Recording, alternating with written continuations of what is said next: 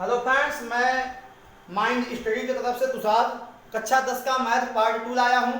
वित्त संबंधित क्षेत्रफल 12.2 में मैं आज क्वेश्चन करूंगा, उसे समझने का प्रयास करिएगा।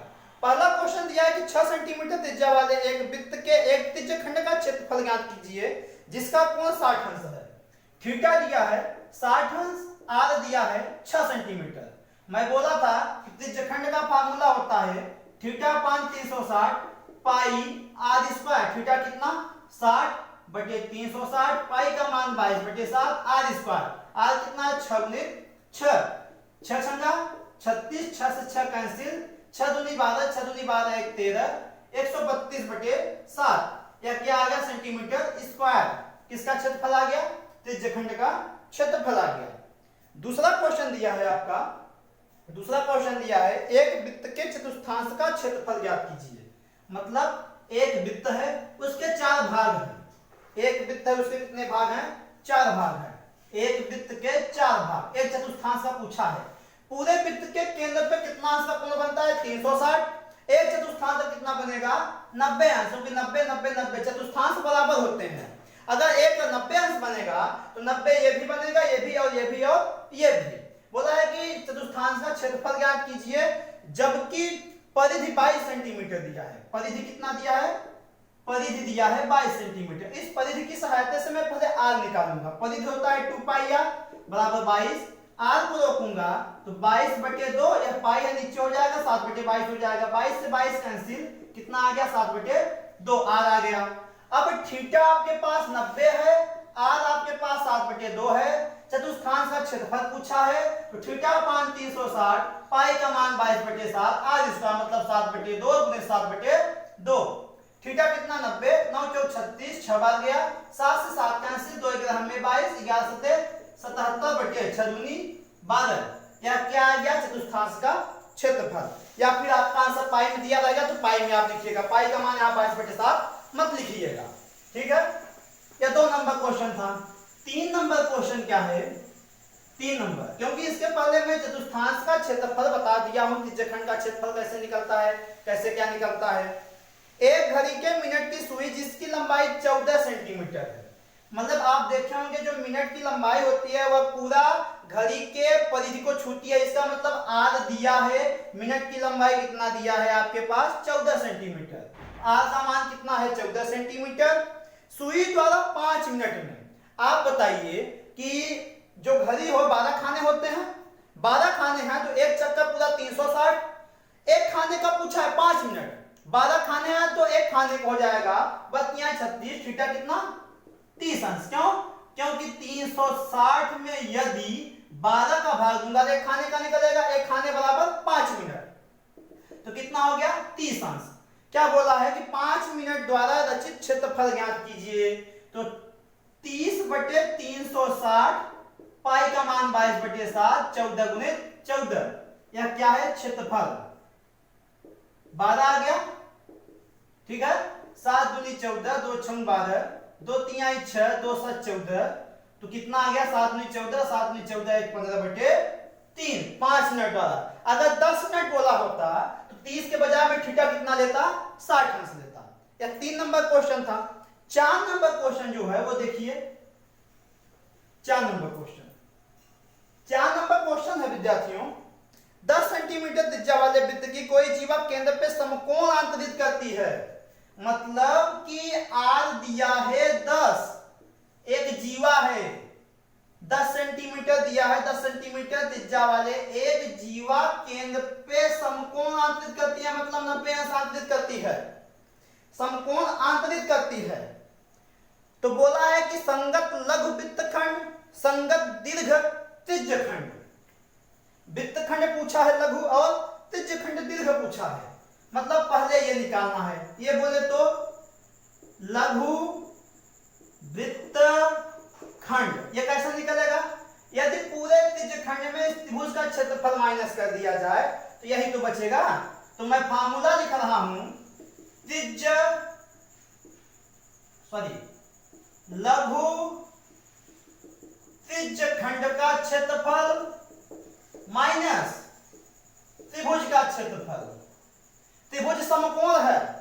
अब त्रिज्यखंड का क्षेत्रफल क्या होता है, थीटा अपान 360 मतलब 90/360, पाई का मान 22/7, आर स्क्वायर मतलब 10 गुने 10 माइनस त्रिभुज का क्षेत्रफल क्या होता है समकोण का 1/2 आधार इंटू ऊंचाई, आधार यह ऊंचाई यह 4 2 दूनी 4 2 पंचे 10 2 पंचे 10 5 बचे 25 25 ना 50 25 ना 50 5 55 नीचे कितना बचा है 7 माइनस 2 पंचे 10 10 बचे 50, इसे जब हल करूंगा तो एलसीएम 7 550 माइनस 350 0 0 2/7, यह क्या आ गया लघु वृत्तखंड।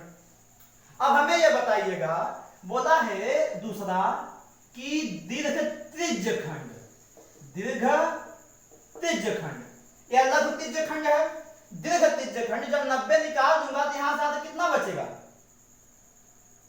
270 अंश, क्यों, क्योंकि 270 दीर्घ का है, तो दीर्घ त्रिज्यखंड का हो जाएगा 270/360 पाई आर स्क्वायर, पाई का मान 22/7, आर स्क्वायर मतलब 10 गुने 10, 2 ये कैंसिल 3 9 27 12 3 3 का 9 3 4 12 2 दूनी 4 2 पंचे 10 2 पंचे 10 5 बचे 25 3 75 गुणित 22/7 या फिर 75 पाई, पाई में आंसर आ गया। अगर आप नहीं करना चाहते पाई में तो 75 का 22 में गुना कर दीजिए बटे 7 कर दीजिए, दोनों हो गए।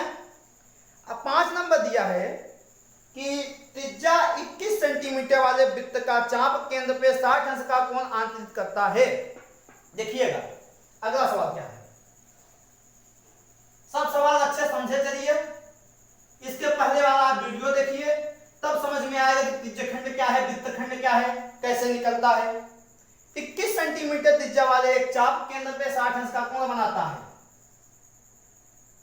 मतलब क्या है, कितनी त्रिज्या होनी चाहिए 21 या 21, एक जीवा 60 अंश का क्या बनाता है कोण, या फिर अभी जीवा नहीं दिया है, चाप 60 अंश का कोण बनाता है।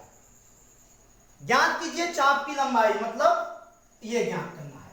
चाप की लंबाई में बोला था कि चाप की लंबाई का फार्मूला होता है theta upon 360 2 pi r, theta कितना 60/360, 2 पाई का मान 22/7, आर कितना 21, 7 त्रिक 21, ये कितना 6 2 3 6 3 से 3 कैंसिल कितना आया 22, 22 क्या आया चाप की लंबाई आई। दूसरा इसमें पूछा है चाप द्वारा बनाए गए त्रिज्यखंड का क्षेत्रफल, इसका क्षेत्रफल पूछा है, तो त्रिज्यखंड का क्षेत्रफल हो जाएगा theta upon 360 pi r square, theta कितना 60/360, 22/7 21 गुणे 21, 7 त्रिक 21, 3 दूनी 6, 2 ग्राम में 22, ऐसे ना। अब क्या किया जाए,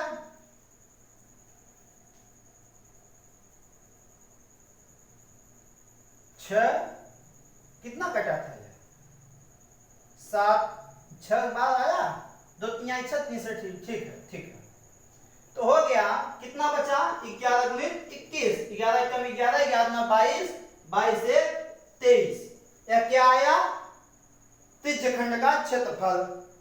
तीसरा बोला है संगत जीवा द्वारा बनाए गए वृत्तखंड का क्षेत्रफल, यहां पर संगत जीवा है, वृत्तखंड का क्षेत्रफल, अभी मैंने बोला त्रिज्यखंड के क्षेत्रफल में त्रिभुज का क्षेत्रफल माइनस कर दिया जाए। ध्यान देने वाली ये बात है कि जब 60 अंश का कोण बनाएगा तो ये भी 60 होता है, ये भी 60 होता है, क्यों, सामने वाली भुजा जब बराबर हो तो कोण भी आपस में क्या होते हैं बराबर होते हैं।